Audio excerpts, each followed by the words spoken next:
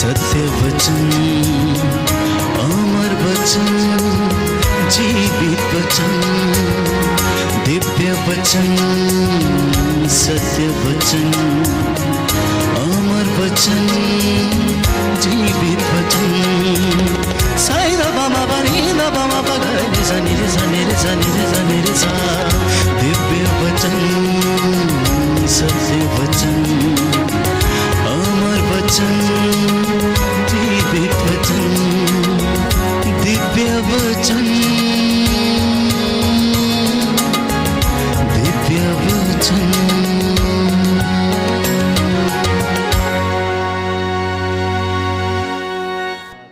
प्रियजनों, प्रभु ने वचन दिया है। यूहन्ना का सुसमाचार अध्याय 12 पद संख्या 26। यदि कोई मेरी सेवा करना चाहता है तो वह मेरा अनुसरण करे। यदि कोई मेरी सेवा करना चाहता है तो वह मेरा अनुसरण करे। जहां मैं हूं वहीं मेरा सेवक भी होगा। जहां मैं हूं वहीं मेरा सेवक भी होगा। जो मेरी सेवा करेगा मेरा पिता उसको सम्मान प्रदान करेगा। जो मेरी सेवा करेगा, प्रभु यीशु कह रहे हैं कि मेरा पिता उसका सम्मान करेगा। एक सुंदर वचन आज प्रभु ने आप सबके लिए जो उसके भक्त हैं ये दिया है कि यदि तुम मेरा अनुसरण करना चाहते हो तो आत्मत्याग करो और मेरे पीछे हो लो। यदि कोई मेरी सेवा करना चाहता है तो वह मेरे पीछे आए, मेरा अनुसरण करे। प्रियजनों, आपकी चंगाई वहां है जहां परमेश्वर है। आपकी उन्नति वहां है जहां परमेश्वर रहता है। आपकी आशीष वहां है जहां ईश्वर है। आपकी सफलता वहां है जहां ईश्वर का वचन कार्य करता है। इसलिए प्रभु यीशु ने कहा कि जहां पर 2 या 3 मेरे नाम से एकत्र होते हैं, मैं उनके बीच में हाजिर रहता हूं। यदि तुम मेरा नाम लेकर मुझसे कुछ भी मांगते हो तो मैं तुम्हें वही प्रदान करूंगा। बाइबल हमें बताती है कि परमेश्वर हमारे हृदयों को देखता है। इंसान तो बाहरी रूप देखता है, लेकिन परमेश्वर हृदय देखता है। वो हमारा उत्साह देखता है, हमारा दृढ़ संकल्प देखता है, हमारी मेहनत देखता है और उसके ऊपर वो आशीर्वाद हमें प्रदान करता है। उसने अपने नबियों का, अपने संतों का, जिन्होंने अपना जीवन प्रभु के लिए समर्पित किया, उनका उत्साह देखा। उनके अंदर जो जोश था वो देखा।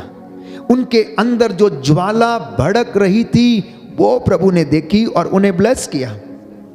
प्रेरितों के अंदर पवित्र आत्मा की जो आग काम कर रही थी, जिसके द्वारा उन्होंने सैकड़ों लोगों को परमेश्वर के नाम का साक्ष्य दिया, यीशु मसीह के नाम का साक्ष्य दिया, और उसके द्वारा परमेश्वर ने बहुत से रोगियों को चंगा किया और प्रभु के वचन का प्रचार प्रसार होता रहा। प्रभु का वचन बढ़ता रहा और आज करोड़ों की संख्या में लोग उस प्रभु को जानते, पहचानते हैं, अनुभव करते हैं और उसकी महिमा को अपने जीवन में अनुभव करते हैं। जिनको वो चाहता है ऊपर उठाता है और ब्लेस करता है, प्यारे भाई प्यारी बहन।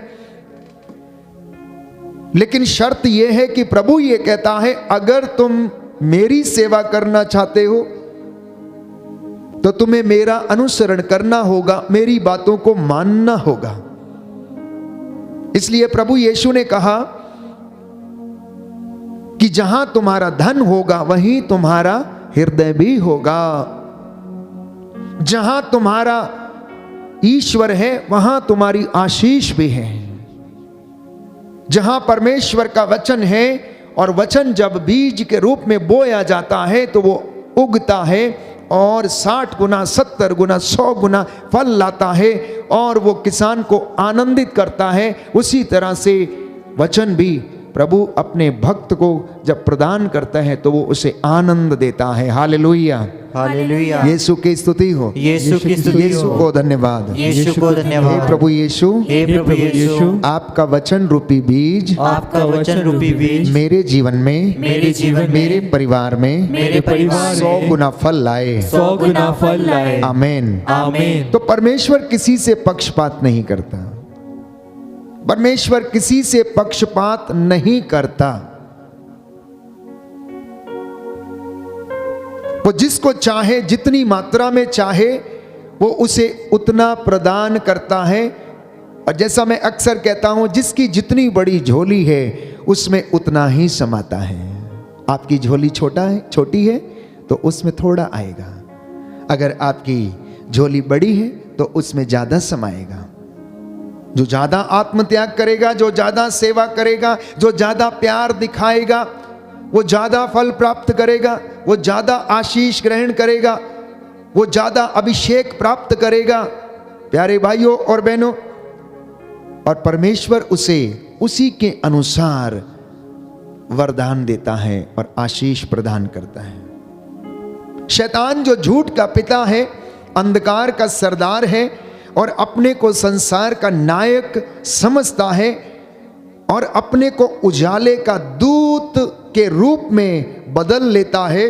स्त्री एवं पुरुषों को धोखा देता है, उन्हें ठोकरें खिलाता है, उन्हें पाप में गिराता है और खुद वो हंसता है जब इंसान, प्यारे भाइयों और बहनों, धक्के खाता है, पाप में गिरा रहता है और बुराइयों में पड़ा रहता है, उनसे ऊपर नहीं निकल पाता है, तो उसे बड़ा आनंद होता है। क्योंकि ये प्रभु के चुने हुए लोग, प्रभु की अपनी प्रजा क्या करती है? दुख सहन करती है और वह आनंद मनाता है। दुष्ट व्यक्ति को दूसरों को सताने से आनंद मिलता है। जानते हैं आप, जो व्यक्ति दुष्ट होता है उसे दूसरों को मारने, काटने और उसको चिढ़ाने, उसका घर जलाने, उसको क्या होता है, उसे इन सारी चीजों से आनंद मिलता है। क्योंकि ये शैतान का काम है, वो झूठ का पिता है, अपने आप को उजाले का दूत के रूप में प्रकट करता है। लेकिन परमेश्वर ऐसा नहीं चाहता। परमेश्वर चाहता है कि आप उसकी हजूरी में रहें, आप उसकी कृपा से वंचित ना हो जाएं, आप पाप में ना गिरें, आप उसकी आज्ञाओं का पालन करें, आप उसके वचन को जो तलवार है आत्मा की उसको लेकर आगे बढ़ें, और जिससे कि आप शैतान के सारे अग्निमय बाणों को बुझा सकेंगे। जैसा कि बाइबल हमें बताती है एफेसियों के पत्र अध्याय 6 पद संख्या 10 और उससे आगे, कि अब तुम ईश्वर के अपार सामर्थ्य से बल ग्रहण करो। अब तुम ईश्वर के अपार सामर्थ्य से बल ग्रहण करो, क्योंकि हमारी लड़ाई मनुष्यों से नहीं, हमारी लड़ाई आकाश के अंधकार शक्तियों से है, इस संसार के अधिपतियों से है। इसलिए तुम मुक्ति का टोप पहन लो, विश्वास की ढाल पहन लो और ईश्वर का वचन, आत्मा की तलवार, शांति, सुसमाचार, उत्साह के जूते पहनकर तुम आगे बढ़ो, जिससे कि तुम शैतान की धूर्तता का सामना कर सको, शैतान की धूर्तता का सामना कर सको। क्योंकि बाइबल हमें बताती है कि परमेश्वर ने अदन वाटिका में शैतान को, जो सांप का रूप धारण करके अदन वाटिका में आया और उसने आदम और हवा को प्रलोभन दिया और उन्हें बहका दिया, तो परमेश्वर ने, प्यारे भाइयों और बहनों, उस सांप को श्राप दिया कि आज से तू पेट के बल चलेगा और मिट्टी, जीवन भर मिट्टी खाएगा। और बाइबल हमें बताती है कि सारे प्राणियों में शैतान सबसे धूर्त था, सारे प्राणियों में शैतान सबसे धूर्त था, प्यारे भाइयों और बहनों। और इसी के साथ बाइबल हमें बताती है कुरिन्थियों के दूसरे पत्र अध्याय 11 पद संख्या 13 से 14 में कि आप लोग झूठे प्रचारक और कपटपूर्ण कार्यकर्ताओं से भी सावधान रहें, जो मसीह के संदेश वाहकों का स्वांग रचते हैं, ये आश्चर्य की बात नहीं है, क्योंकि स्वयं शैतान ज्योतिर्मय स्वर्गदूत का स्वांग रचता है। इसलिए मैं बार बार कहता हूं कि आप बहकावे में ना आए, आप बहकावे में ना आए, किसी की बातों में ना आए। आप प्रभु के वचन को सुने, उसको पढ़ें और उसको अपने जीवन में अनुभव करें, उसे अपने जीवन में अनुभव करें। दुनिया की कोई ताकत आपको बचा नहीं सकती, लेकिन एक ताकत प्यारे भाइयों और बहनों जो हमें दी गई है, परमेश्वर का वचन जो जिंदा है, वो आपको बचा सकता है, आपको उद्धार देगा और आपकी आत्मा इसके द्वारा बचाई जाएगी। जब हम इस वचन को सुनेंगे तो ये हमारा जीवन बदल देगा, हमारे परिवार को बदल देगा। ये प्रभु आज आपसे कहना चाहता है कि तुम मेरी बातों को ध्यान पूर्वक सुनो, कान लगाकर सुनो, ये तुम्हारे शरीर को नवजीवन प्रदान करेंगी। बोलिए आमेन, आमीन, hallelujah, hallelujah, hallelujah, hallelujah. Yeshu की स्तुति हो, यीशु की स्तुति यीशु हो। को धन्यवाद। यीशु को धन्यवाद। हे प्रभु यीशु, हे प्रभु मैं इस यीशु, वचन को ग्रहण करता मैं हूँ। इस वचन को ग्रहण करता हूँ। हालेलुया। हालेलुया। तो इंसान का हृदय शैतान का कारखाना बन जाता है जब इंसान शैतान की बातों को सुनने लगता है, जब वो हर प्रकार के षड्यंत्र रचने लगता है, जब दूसरों को गिराने का वो प्रयास करता है, जब उसके मन में और उसके हृदय में दूसरों के प्रति बुराई, दूसरों के प्रति अनेक प्रकार की बुरी बातें, उनको गिराना, मारना, लूटना, नष्ट करना, जब ऐसी बातें इंसान के हृदय में आने लगती हैं तो वो शैतान का कारखाना बन जाता है, शैतान का कारखाना बन जाता है। इसलिए आज मनन चिंतन का विषय ये है, अपने आप से पूछ के देखना, अपने हृदय की टोह लेके देखना, अपने हृदय को प्यारे भाइयों और बहनों जांच के देखना कि क्या वास्तव में आपका हृदय परमेश्वर का मंदिर है या फिर शैतान का कारखाना है। दुनिया में आज ऐसे तमाम लोग हैं प्यारे भाइयों और बहनों जो किसी ना किसी रूप में ईश्वर के रास्ते से भटके हुए हैं, धर्मशास्त्र की शिक्षा से भटके हुए हैं, अपने मार्गों पर चले हुए, बुराई में फंसे हुए हैं। इसीलिए हर जगह पाप, हर जगह बुराई, हर जगह शोषण, हत्या, भ्रष्टाचारी, अनेक प्रकार की बुराइयां इस दुनिया में मौजूद हैं। हर कदम पर आपको प्यारे भाइयों और बहनों अन्याय मिलेगा। ये बातें कहां से निकलती हैं? बाइबल हमें बताती है कि मनुष्य के हृदय से निकलती हैं, मनुष्य के हृदय से निकलती हैं। इसलिए अपने हृदय की रक्षा करना, अपने हृदय को संभाल के रखना, अपने मन को संभाल कर रखना, कहीं ये अनेक प्रकार की विचारधारा से कुंठित ना हो जाए, परमेश्वर से दूर ना चला जाए। प्रभु यीशु आपको समझा रहे हैं, मेरे बेटे, मेरी बेटी, तू अपने हृदय की रक्षा करना। क्या तू नहीं जानता कि ये तेरा हृदय ईश्वर का मंदिर है, पवित्र आत्मा का मंदिर है?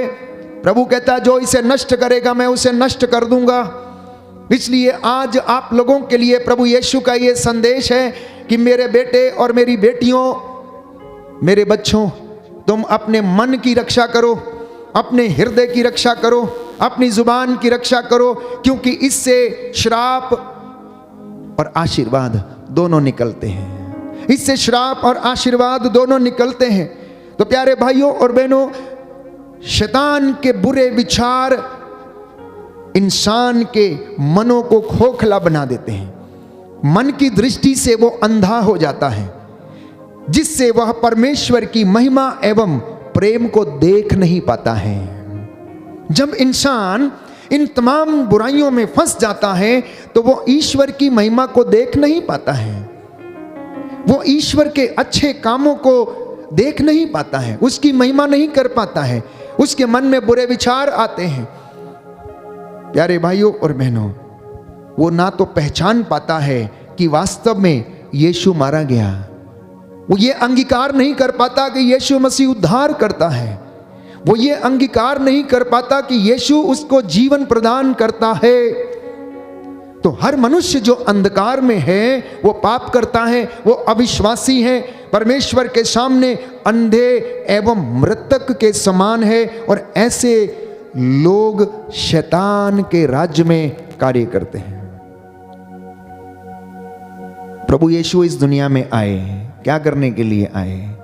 वो आपको और मुझे इन तमाम बुराइयों से आजाद करने के लिए आए, शैतान की गुलामी से आजाद करने के लिए आए। पिता परमेश्वर ने, बाइबल हमें बताती है, समय समय पर नबियों को भेजा। उन्होंने लोगों को प्रायश्चित का संदेश सुनाया। उन्होंने परमेश्वर के बातों को उन्हें बताया। इज़राइल के पापों को नबियों ने गिनाया। नबी होशिया ने, नबी आमोस ने, नबी हगाई ने, प्यारे भाइयों और बहनों, एक एक करके इज़राइल के पापों को परमेश्वर ने अपने इन नबियों के द्वारा गिनाया और उनसे कहा कि देखो, तुमने मेरी बातों को नहीं पहचाना है, तुमने मेरी बातों को नहीं सुना, तुम मेरे रास्ते पर नहीं चले, इसलिए अब मैं तुम पर यह विपत्ति आने दूंगा। इजरायली समाज के विरुद्ध, प्यारे भाइयों और बहनों, 3 प्रवचन और 3 धिक्कार जिसे हम आमोस के ग्रंथ में पढ़ते हैं, ये ना केवल इजरायली लोगों के विरुद्ध थे, परंतु जितने भी लोग इस वचन को सुनते हैं, ये हमारे लिए भी उतने ही सार्थक हैं जितने कि इजरायली जनता के लिए उन दिनों में थे। तो प्रभु कहता है कि उनको सदाचार करना नहीं आता, वे तो अपने गढ़ों में हिंसा और हराम की कमाई जमा करते हैं। कहता है, मैंने तुम्हारे नगरों में अकाल भेजा और तुम्हारे सब कस्बों में तुमको मैंने भूखा छोड़ा था, फिर भी तुम मेरे पास नहीं लौटे। गेहूं अंकुरित हुआ ही था कि मैंने वर्षा बंद कर दी थी। मैंने एक नगर पर पानी बरसाया और दूसरे को उससे अछूता रखा। एक खेत पर वर्षा की और दूसरे को वर्षा ना मिलने के कारण सूखने दिया। 2-3 नगरों के लोग पीने के पानी की खोज में पड़ोस के नगरों में घूमते थे, किंतु प्यासे ही रह गए, फिर भी तुम लोग मेरे पास नहीं लौटे। ये इंसान की गति क्या दुर्गति है, प्यारे भाइयों और बहनों। और परमेश्वर आज हमें फिर से याद दिलाना चाहता है कि इतनी विपत्ति, इतने कष्ट के बावजूद भी तुम मेरे पास नहीं लौटते। तुम इन परेशानियों में, तुम्हारा जीवन परेशानियों में गुजरता है, लेकिन तुम मेरे पास नहीं लौटते हो। कहता है, मैंने तुम पर मिस्र की महामारी भेजी, मैंने तुम्हारे नवयुवकों को तलवार के घाट उतरवा दिया, तुम्हारे घोड़े लुट गए, तुम्हारी छावनी में मृतकों के पड़े रहने से सड़ांध तुम्हारी नाकों में भर गई, फिर भी तुम मेरे पास नहीं लौटे। जिस प्रकार ईश्वर ने सोदोम और गोमोरा का सर्वनाश किया था, उसी प्रकार मैंने तुम पर भी विपत्ति भेजी है। तुम आग में से निकाली हुई लुआठी के जैसे बन गए थे, लेकिन तुम फिर भी मेरे पास नहीं लौटे। इसलिए हमने एक सुंदर गीत गाया था कि प्रभु हमें बुला रहा है, यीशु बुला रहा है। एक एक का नाम लेकर, आपका नाम लेकर, आपके परिवारों में आपके बच्चों का नाम लेकर प्रभु आपको बुला रहे हैं, प्यारे भाइयों और बहनों, की लौट आ मेरे बेटे, लौट आ, मैं तुझ पर दया करूंगा, मैं तुझे उन्नति प्रदान करूंगा। क्योंकि इंसान का हृदय, उसका मन शैतान का कारखाना बना हुआ है, तो इसलिए वो परमेश्वर के सामर्थ्य को, उसकी महिमा को, उसके आशीर्वादों को देख नहीं पाता है। उसकी पूरी जिंदगी भर में वो उसके महिमा के कामों को देख नहीं पाता है। बस यही कारण है कि हम उसकी महिमा से वंचित रहते हैं, प्यारे भाइयों और बहनों। तो आमोस नबी इज़राइल के विरुद्ध तीसरा प्रवचन देता है अध्याय 5 में, और कहता है, जीवित रहने के लिए प्रभु ईश्वर को ढूंढो। आमोस नबी का ग्रंथ अध्याय 5 पद संख्या 6। अगर तुम जीवित रहना चाहते हो तो कहता है तुम परमेश्वर को ढूंढो। ऐसा ना हो कि वह यूसुफ के घराने पर आग की तरह लपक आए, जो उसे भस्म कर डालेगी और जिसे बेतेल में कोई भी बुझा नहीं सकेगा। कहीं ऐसा ना हो कि तुम परमेश्वर से दूर चले जाओ और वो तुम पर से अपना हाथ पीछे खींच ले और तुम नष्ट हो जाओ। प्यारे भाइयों और बहनों, पवित्र बाइबल के वचन खरे हैं, खरे हैं। उसकी एक एक मात्रा, एक एक बिंदु प्रभु यीशु ने कहा पूरा हुए बिना नहीं टलेगा। इसलिए प्रभु के भक्त होने के नाते जब हम उसकी आराधना करते हैं, स्तुति करते हैं, तो समर्पण हमारे जीवन की सबसे अच्छी आदत बननी चाहिए। अपने परिवार को समर्पित करना, बच्चों को समर्पित करना।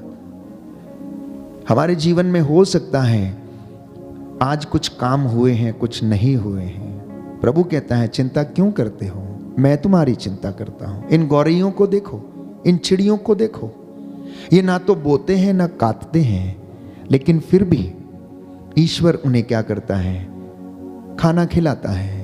ना तो वो बटोरते हैं, ना उनके बखार हैं, ना वो जमा करते हैं, लेकिन एक भी भूखा नहीं रहता है। ऐसा विश्वास प्यारे भाइयों और बहनों कलीसिया में और विश्वासियों के जीवन में होना चाहिए। इसलिए मैंने आपके लिए वचन पढ़ा था कि प्रभु ये कह रहे हैं कि अगर तुम मेरी सेवा करना चाहते हो तो मेरा अनुसरण करो, जैसा मैंने किया वैसे तुम भी एक दूसरे के साथ करो। Hallelujah, hallelujah, hallelujah, hallelujah. Yeshu की स्तुति हो, यीशु की स्तुति यीशु का धन्यवाद, यीशु को यीशु की धन्यवाद। आराधना हो, यीशु की आराधना यीशु की महिमा हो, यीशु की महिमा यीशु को धन्यवाद। यीशु को धन्यवाद। अब आप पूछेंगे कि हम कैसे अनुसरण करें, प्रभु हम कैसे आपके पीछे आए, प्रभु हम क्या करें। हम कर तो रहे हैं, उपवास भी करते हैं, प्रार्थना भी करते हैं, दशमांश भी देते हैं, सेवा भी करते हैं, चर्च की सफाई भी करते हैं, बीसीसी ग्रुप में प्रार्थना भी करते हैं। प्रभु हम सब कुछ तो कर रहे हैं। कहता है एक बात की कमी है तेरे जीवन में, मैं जानता हूं कि तू सब ये काम करता है, कर रही है, एक बात की कमी है और वो ये है कि तेरा आचरण संसार के आचरण के जैसा है। इसलिए संत पौलुस स्पष्ट करता है इस बात को अफेसियों का पत्र अध्याय 2 पद संख्या 2 में कि आपका आचरण संसार की रीति के अनुकूल, आकाश में विचरने वाले अपदूतों के नायक के अनुकूल था, उस आत्मा के अनुकूल जो अब तक ईश्वर के विरोधियों में क्रियाशील है। उससे बचने का पूरा पूरा प्रयास कर। मैं जानता हूं कि तू उपवास करता, मैं जानता हूं तू प्रार्थना करता, मैं जानता हूं तू प्रेज एंड वर्शिप करता है, लेकिन तेरा आचरण अभी भी इस संसार के आचरण के जैसा है, इस संसार के नायक के उसका जैसा आचरण है वैसा है। इसलिए तू अपने आप को शुद्ध कर, इसलिए अपने हृदय पर ध्यान दे, उसकी रक्षा कर, अपने होठों पर, अपनी जुबान पर ध्यान दे, उसकी रक्षा कर, अपने कानों पर ध्यान दे कि क्या सुनना चाहता है, क्या सुनना चाहती हो तुम। प्यारे भाइयों और बहनों, बस इसी बात की कमी है।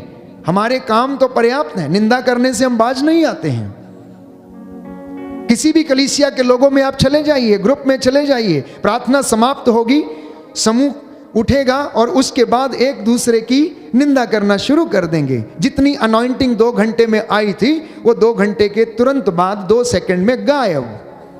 प्रभु कहता है मैंने आपको ब्लेस किया, लेकिन आपने उस अनॉइंटिंग को अपने जीवन में नहीं रखा। बस ये कमी है, और उस कमी को प्रभु यीशु आज आपको चाहता है कि आप उसे पूरा करें, और वो आपको सामर्थ्य प्रदान करेगा। तो यीशु इसीलिए आया था। बाइबल हमें बताती है कि वो शैतान के कामों को क्या करे, नष्ट करे। Hallelujah, hallelujah. योहन का पहला पत्र अध्याय 3 पद संख्या 8 यीशु मसीह इसलिए प्रकट हुए जिससे कि वह शैतान के कामों को अंत करें। Hallelujah, hallelujah. तो यीशु मसीह इस दुनिया में इसलिए आया ताकि वो शैतान के कामों को क्या करे, अंत करे। शैतान के काम, उसके षड्यंत्र, उसकी बातें जो हमें प्रलोभन में डालती हैं, बहकाती हैं, हमारा सर्वनाश करती हैं, लेकिन हम नादान लोग समझ नहीं पाते हैं कि आखिर ये क्यों हो रहा है।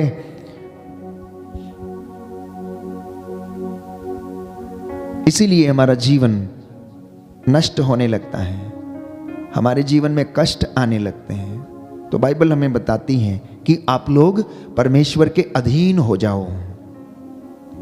आप लोग परमेश्वर के अधीन हो जाओ और शैतान का सामना करो तो वो तुम्हारे पास से भाग जाएगा। ऐसे नहीं भागेगा। जब तक आप पवित्र आत्मा के अधीन नहीं हैं, जब तक आपके हाथ में पवित्र आत्मा की तलवार ईश्वर का वचन नहीं है, वो आपके सामने से नहीं भागेगा। परमेश्वर के निकट आओ और वह तुम्हारे निकट आएगा और वह तुम्हें बचाएगा।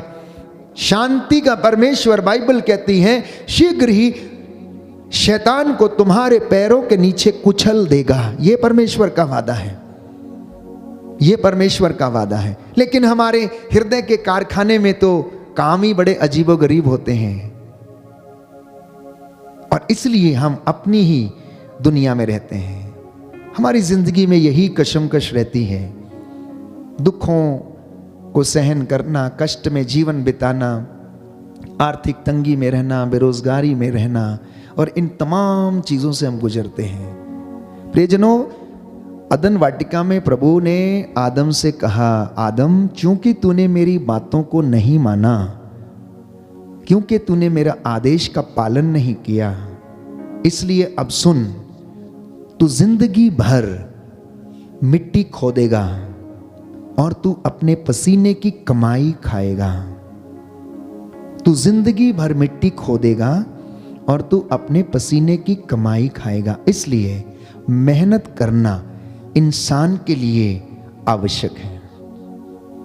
जब तक वो मेहनत नहीं करेगा, उसके जीवन में उन्नति और आशीर्वाद नहीं आएगा। कोई भी व्यक्ति हो, धर्मात्मा, धर्मी, वो अपनी धार्मिकता का पुरस्कार प्राप्त करेंगे। जो विश्वासी है, अपने विश्वास के द्वारा उसे पुरस्कार मिलेगा। इसलिए प्यारे भाइयों और बहनों, परमेश्वर का वचन, बाइबल हमें बताती है कि परमेश्वर आलसी मनुष्य से घृणा करता है, क्योंकि ईश्वर ने आदम को ये बात कही कि तू आज से अपनी मेहनत की कमाई खाएगा, लेकिन उसे ब्लेस कौन करेगा? परमेश्वर करेगा। और बाइबल हमें कहती है कि यदि कोई धनवान बनता है, यदि कोई सफल बनता है, तो वो परमेश्वर की कृपा से और आशीर्वाद से बनता है, दूसरी जगह से नहीं, दूसरी तरीके से नहीं।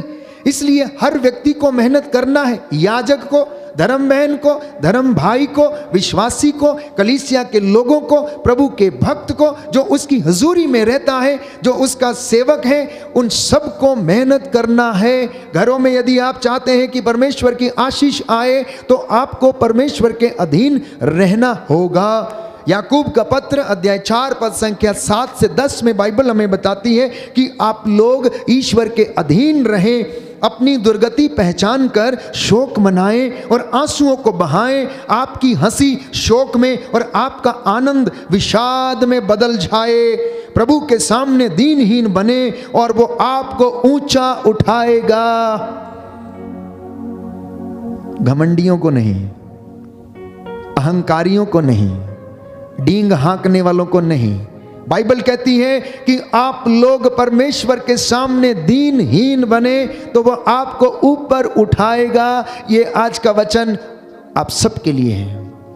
जितने भी लोग इस वचन को सुनेंगे, प्रभु आज आपके जीवन में आशीष प्रदान करेगा, उद्धार लाएगा, आपका जीवन बदल जाएगा। दाहिना हाथ उठाकर इस वचन को मेरे पीछे दोहराइए। याकूब का पत्र, याकूब का पत्र अध्याय 4 पद संख्या 7 से 10। पद संख्या 7 से 10। प्रभु का वचन कहता है, प्रभु का वचन कहता है, आप लोग ईश्वर के अधीन रहें, आप लोग ईश्वर के अधीन रहें, अपनी दुर्गति पहचान कर, अपनी दुर्गति पहचान कर शोक मनाएं, शोक मनाएं और आंसू बहाएं, और आंसू बहाएं। आपकी हंसी, आपकी हंसी शोक में, शोक में, और आपका आनंद, और आपका आनंद विषाद में बदल जाए। विषाद में बदल जाए। प्रभु के सामने, प्रभु के सामने दीनहीन बने, दीनहीन बने, और वह आपको ऊंचा उठाएगा, ऊंचा उठाएगा, ऊंचा उठाएगा, ऊंचा उठाएगा। Hallelujah, hallelujah, hallelujah, hallelujah, hallelujah, hallelujah. तो यदि कोई व्यक्ति ये कहता है कि वो पाप नहीं करता, तो वो अपने आप को धोखा देता है। यदि कोई व्यक्ति ये कहता है कि मैंने ये नहीं किया, मैं कोई बुराई नहीं करता, मेरे जीवन में ऐसी कोई बात नहीं है तो वो अपने को धोखा देता है, क्योंकि बाइबल स्पष्ट करती है कि इंसान ईश्वर की महिमा से वंचित है, क्योंकि सबने पाप किया, कोई भी अच्छा नहीं है। इसलिए आप लोग ऐसा कहकर पाप ना करें, बल्कि अपनी दुर्बलताओं को स्वीकार करें। और संत पौलुस कहता है कि एक दूसरे के सामने अपने पापों को स्वीकार करें, मतलब अपनी गलतियों को स्वीकार करें।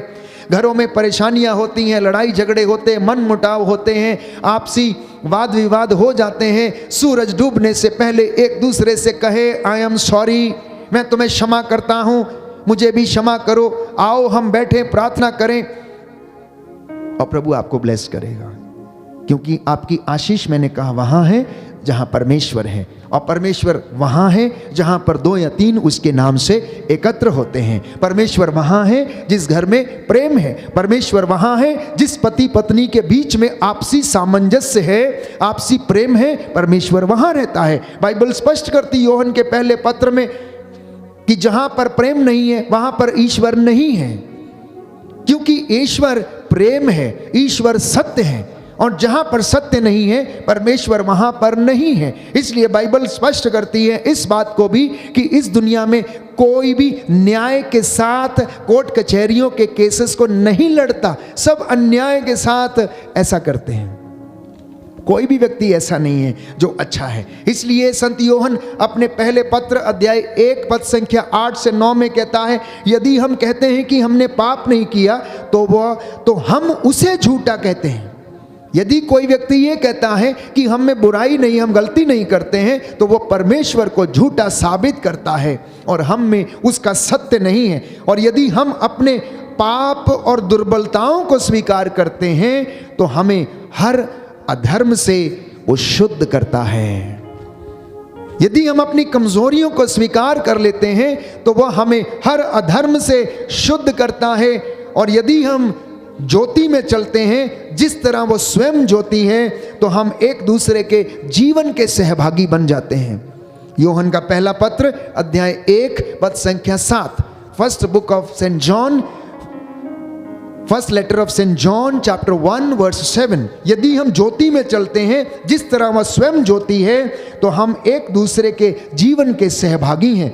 और उसके पुत्र ईसा का रक्त हमें हर पाप से शुद्ध कर देता है। बोलिए आमेन, आमेन, हालेलुया, हालेलुया। हे प्रभु यीशु, हे प्रभु यीशु, इन वचनों को मैं स्वीकार करता हूँ, मैं स्वीकार करता हूँ, अंगीकार करता हूँ, अंगीकार करता हूँ। Hallelujah, hallelujah. प्यारे भाइयों और बहनों, मसीह हमारा छुटकारा है, मसीह हमारी चंगाई है, मसीह हमारा उद्धार करता है। इसलिए आप लोग एक दूसरे के सामने अपने आप को स्वीकार करें। प्रभु सब गुप्त बातों को देखता है, वो हृदय की थाह लेता है, वो हमारे हृदय को देखता है। इंसान बाहरी रूप देखता है, परंतु बाइबल हमें बताती है, सामुएल का पहला ग्रंथ अध्याय 16 पद संख्या 7 में, कि परमेश्वर हृदय देखता है, वो छिपे विचारों को समझता है और जांचता है। यिर्मयाह नबी का ग्रंथ अध्याय 17 पद संख्या 10, बुक ऑफ जरमाया चैप्टर 17 वर्स 10, कि प्रभु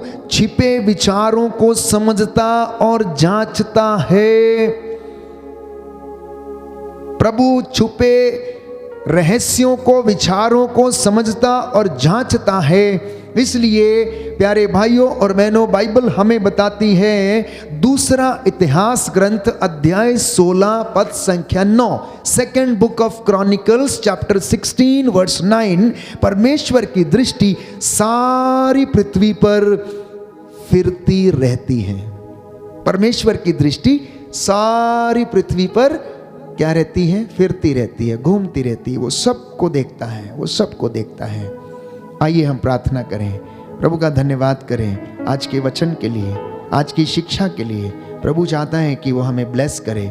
हमारी आशीष वहाँ है जहाँ, प्यारे भाइयों और बहनों, हमारा परमेश्वर है। उसके ऊपर अपना भार छोड़ दीजिए, आज की चिंताएं उस पर छोड़ दीजिए। स्तोत्रकार कहता है, भजन संहिता 55 साम नंबर 55, तुम प्रभु पर अपना भार छोड़ दो और वह तुम्हें संभालेगा। बोलिए आमेन, आमेन। Hallelujah, hallelujah. स्तोत्रकार कहता है स्तोत्रकार कहता तुम है, प्रभु पर अपना भार छोड़ दो तुम प्रभु पर अपना भार छोड़ और दो वह तुमको संभालेगा। और वह तुमको संभालेगा। अपना जीवन प्रभु को अर्पित करो, अपना जीवन प्रभु को अर्पित करो, उस पर भरोसा रखो उस पर भरोसा और रखो, वह तुम्हारी रक्षा करेगा। और वह तुम्हारी रक्षा करेगा। Hallelujah, hallelujah. Hallelujah, hallelujah. Hallelujah. Hallelujah. प्रियजनों, विश्वासी का जीवन कष्ट में जरूर हो सकता है, लेकिन आशीष से कभी वो वंचित नहीं रहेगा।